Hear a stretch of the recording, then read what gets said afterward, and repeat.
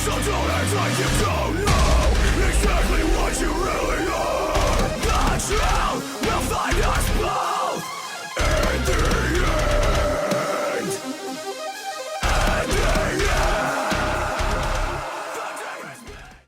Our first question is, have you guys started writing your new record? Yep, we started almost a year ago now.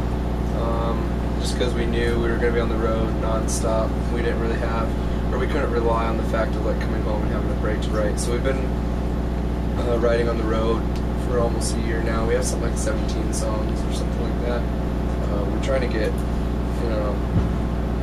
more of the actual probably 12 or 13 or so that we record figured out in the next couple weeks. So. Right. Okay. And are you going back to Wade Studios again? No, we're recording with Joey Sturgis at Foundation Studios in Indiana. And how have you adjusted to the new member changes since Tony and Nick left? It's been great, honestly. I don't think we skipped a beat with either. I mean, nothing against either of them, but I feel like we improved at each position when we made those changes. So we just add all that praise, Dustin. Dusty's stealing my food right now, and he just ate like a whole platter of catering. This is my dinner. Chips and salsa.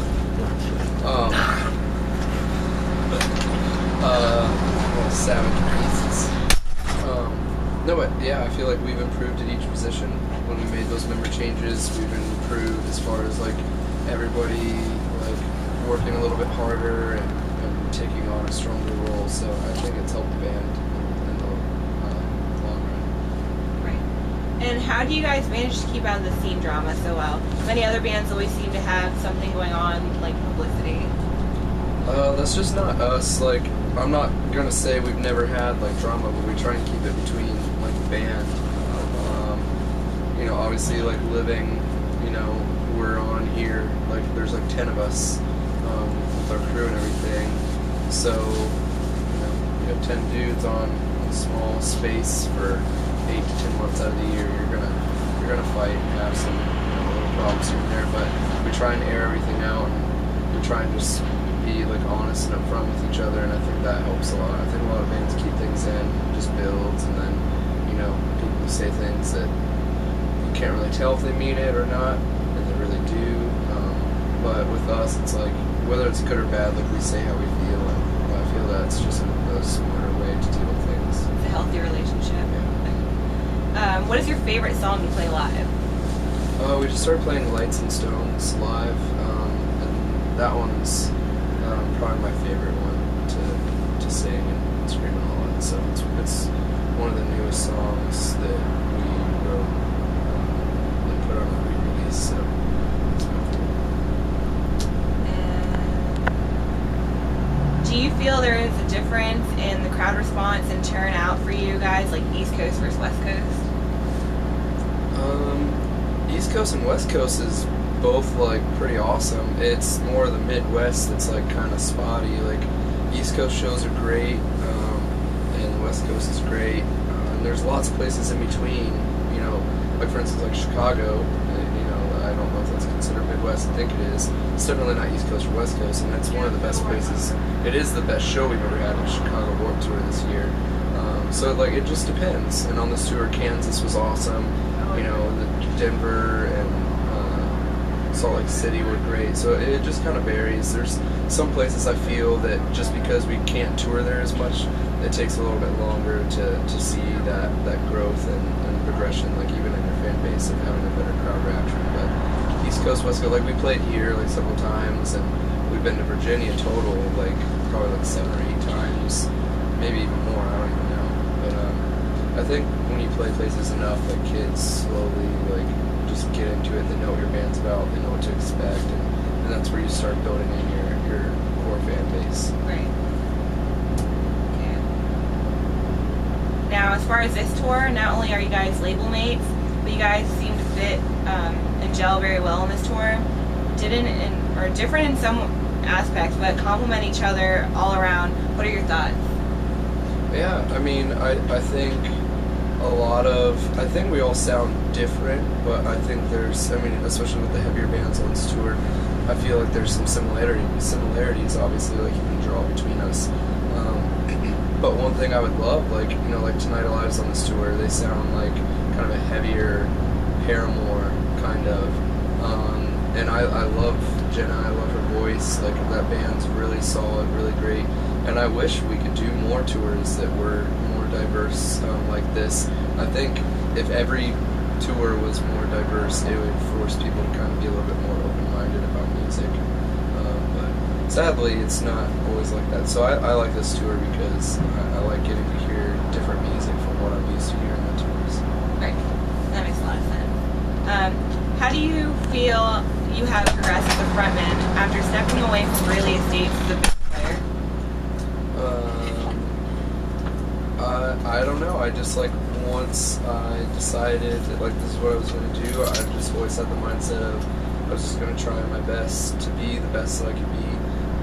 Obviously, like, I struggled for a while with, you know, different aspects of things, and I didn't really realize what I was getting myself into, because if you want to sing and try and sound good every night and do this for a living, you really have to make it a priority in your life, you know, in all aspects, like on, off tour, on stage, off stage, and I've tried to do that, and I've got to the point now where I feel like I'm in a comfortable balance between, you know, being able to have fun, but you know, still like taking care of myself and my body and all those things you have to do if you want to try and stay healthy and sound good on tours. Right. And I, like many other people, have seen you on Warped Tour this past year. Are you guys going to be doing Warped Tour again this year? No, not this year, just because we did it 2 years in a row. The plan is to take this year off, have our new CD, which hopefully will come out in June or July, and then a year from now, hopefully come back and do it where our CD been out for a year, and then do Warped Tour again. That's our goal, so we'll see what happens. And how rough was it on you during the beginning, inheriting the band from another vocalist? That aspect, like a lot of people, I think that was harder or more complicated than what it was. Like honestly, like my first week of like between trying out and then actually joining the band and practicing, and like my first week and a half, I had practiced more with the band than, you know, Craig ever had. I think me living there and dedicating all my time to the Word Alive versus, you know, when Craig was in the band, even though he was in the band for about 6 months or so, or maybe even less, he wasn't around. He was on tour because right after he had joined the Word Alive and started that up, then he took the offer to join Escape of Fate. A lot of people don't know that he was in the Word Alive first, and then he left for Escape of Fate. And the guys had already, you know, given up, you know, their jobs or college and different things. So when I came in, it was like, okay, now we can actually, you know, tour and play shows and get to work and do what we love doing all the time. So it really wasn't that big of a change. I think it helped progress the band to a point where we could tour. And now we're, you know, a little over 3 years that I've been in the band now. So it's I don't know. I did the band's first tour, you know, and so I feel like I've been there from the start. Yeah, definitely. And you guys seem to change the sound of the kind of dramatically once you took control. So basically, you changed the sound a little bit. Was that intentional or just sort of how it ended up? I mean, I do things differently, obviously, than Craig. And, you know, I try and be myself. I don't try and sound like anyone else. I don't try. Like, my goal when I came in was not to try and be like Craig Part 2. It was to just be myself. And I've tried to do that the best that I could be. And I don't know. I think, like, when it comes to me, like, obviously it was just a natural difference. But with the band, like, there wasn't anything different. Like, they've always wrote songs that they loved playing and that they liked and thought sounded good, and you know, my impact on it has just been from just being a different person, you know, than Craig is. Right. And Have you ever fucked up during one of your normal backflips on stage? Yeah. There's a few times I have. I think like 3 or 4 times this year that I haven't landed it. It's usually not that bad though, because when I don't land it, it's not like I was like halfway upside down. Like that would never happen unless my foot got stuck on something. But I usually come back and I'll like land on my knees or something like that. And I try and play it off and lay back and scream or something like that. But yeah, a few times I've fallen. No hospital trips yet, though, right? Not from that, no. Okay, and your band has been heavily touring for a few years now. How badly does that wear on you? It just depends on the time. Like right now, it's towards the end of a really, really long year. We've toured all over the world this year, and that's been something that we've never been used to before. We toured Europe twice, we toured Japan, New Zealand, and Australia, and doing all that, and then coming back and going right back into touring. It's been pretty hard, but ultimately I feel like when this tour is over and we look back on the year that we did, like it went by really fast, and I think we accomplished a lot. So I'm excited. I think like we did everything we could this year to try and help our band grow and be in a better position for next year. So it might be hard, but it's kind of what you got to do if you want to, make this your job. And that's what you signed up for, right? Yeah, that's what it is. It's our job. So.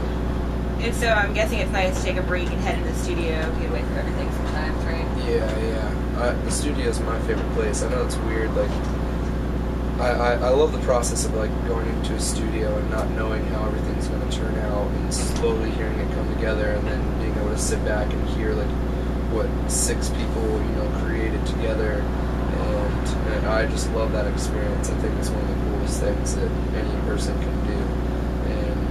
So that's my favorite time, actually, is to do that. And then, obviously, hearing people singing along to those songs, months later, once it's out, is a very rewarding process. And who does most of the initial writing for you guys? And who gets the ball rolling, so to speak? It varies. Like, on Empire, it was more of a group effort than this CD. And then with Tony, on Deceiver is more, probably Tony wrote the majority of everything, and then like Zach would come in and write his parts, and same with everyone else. We kind of come in and put our own things in. This CD has been really different since we've written it almost solely on the road. I think Tony's written something like 8 songs or 9 songs, something like that. He's standing over there, so I can say yes, so that sounds right. And then I think Zach's written like 6 to 8 or something like that. And then they've collaborated some on each other's songs, and we're just kind of seeing how that works out. Just because we've been touring so much, and everyone wanted to try and get some of their ideas out, so we're just seeing what works. Each CD's been different so far, how we've written different songs. So we'll see how it turns out. But so far, I think it's going to be the best thing we've ever done by far. I'm really excited. I think the band as a whole, like, even with them writing the part, like, I think just the fact that we've all grown as musicians and, as people, like, touring together on the road, we know what each other expects. So the songs are just stronger overall. And what's your absolute favorite venue? Absolute favorite venue? Or is it kind of hard to remember? Oh, it's not hard to remember. There's just a few that are just always really great. The White Rabbit in San Antonio and Chain Reaction and Anaheim, California. Those two have, from day one, always been loud and singing. Everything like I ask the crowd to do, they do. And they're not the biggest venues. Like Chain Reaction's only like 400 capacity or 450, and White Rabbit's only like 600 or 800, maybe 1,000. I think it's like if you open up all the areas. But every time those shows are sold out, and they're just insane. They've been supporting us for like the last 3 years. So those two stick out in my mind. There's countless places though across the Bottom Lounge in Chicago is becoming one of the best places we play. And Philadelphia, we've never played this particular venue before, but the show that we played last night is the best club show we've ever played, we've ever had. It was just insane. So I'm really excited about like just progressing now that we've been a band and done 2 Warped Tours and how we're fully out for over a year now. I can see like coming back to a lot of these places, it's so much crazier now. So I'm stoked. Okay, if you could replace any frontman in any musical group for an entire set, who would you replace? Well, I did Spencer from my friend Spencer Underoath. He got sick, and I got to fill in for one night, and that was like, I didn't even dream it because I would have never even dreamed that would have been a possibility. Even like, I would have thought I would have played in the NBA before. I thought like I would have done that. Like I never thought it would even be an option or anything. But we toured with him and I filled in for him, and it was awesome. I fucked up so much. Like I did something like that. I was so scared, but it was just because it was like some of my like the most influential people for me in this genre, and then they became friends, and I got to fill in. So that was great. I can't picture too many bands that I would do them justice, because some of my favorite frontmen like are the reason I love those bands. Like Deftones, like I could never replace Chino, you know. But that's my favorite band, or Brand New. You know, every great band that I love has a great singer frontman, and so it'd be hard to want to replace them. Right. And I don't know if you already answered this or not. I don't remember. Do you have another tour booked after this concludes, or are you heading back to the studio? We go home, and then we have the studio in February, March, and then April, May we have a tour, and then in May and June we have another tour, and that's as far as we're going right now. And do you have any closing statements for your band? Peek you guys these eyes and say just thank you for coming out to the shows, and thank you if you bought to see me so far. So don't act like you don't know.